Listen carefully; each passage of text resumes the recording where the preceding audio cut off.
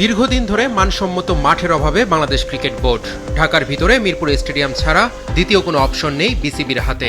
নিজেদের খরচে দেশের 6টি স্টেডিয়ামের সংস্কার কাজ করতে চায় বিসিবি, যার শুরুটা হয়েছে ফতুল্লা দিয়ে। 2016 সালে সবশেষ আন্তর্জাতিক ম্যাচ হয়েছিল ফতুল্লায়। অনুন্নত ড্রেনেজ ব্যবস্থা আর পানি জমে থাকায় খেলার অনুপযোগী এই মাঠ। বুয়েটের পরামর্শে স্টেডিয়ামটি আধুনিকায়নের কাজ শুরু হয়েছে। খেলার উপযোগী হলেই আন্তর্জাতিক ম্যাচ ফিরবে ফতুল্লায়।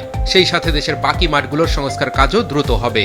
ফতুল্লা এবং পূর্বাচল দুটা মাঠই কিন্তু আলটিমেটলি ফতুল্লা মাঠ তো পরিত্যক্ত অবস্থায় পড়ে আছে, ওটার অলরেডি কাজ চলছে।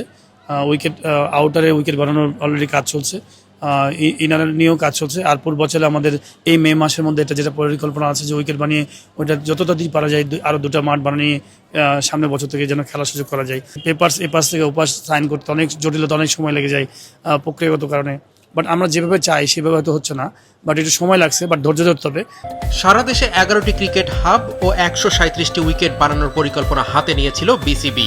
সেগুলোর কাজ কবে নাগাদ শুরু হবে? রাজশাহীতে বিসিএল এর ম্যাচগুলো আয়োজন করছে ক্রিকেট বোর্ড। তাহলে কি ভবিষ্যতে আন্তর্জাতিক ক্রিকেট বা বিপিএল হবে রাজশাহী স্টেডিয়ামে?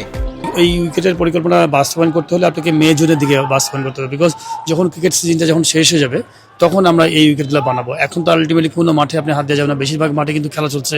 এখন হাত দিতে গেলে কিন্তু খেলাগুলো বন্ধ হয়ে যাবে। রাজশাহী ক্রিকেট নিয়ে সবসময় ভাবনা ছিল, বিকজ আমি তো বেসিক্যালি বর্ন রাজশাহী, খেলতাম রাজশাহী টিমে, ক্যাপ্টেন ছিলাম। আমি চাই যে সবসময় শুধু রাজশাহী বলে না, আমরা তো বাংলাদেশের নাগরিক, প্রত্যেকটা ডিভিশন যেন চ্যালেঞ্জিং ইয়েতে মুডে থাকে। তো আমি যেহেতু রাজশাহীতে ওন করি, রাজশাহীতে থাকি, তো ঠিক রাজশাহী একটা প্রতিযোগিতার মধ্যে যেন থাকে।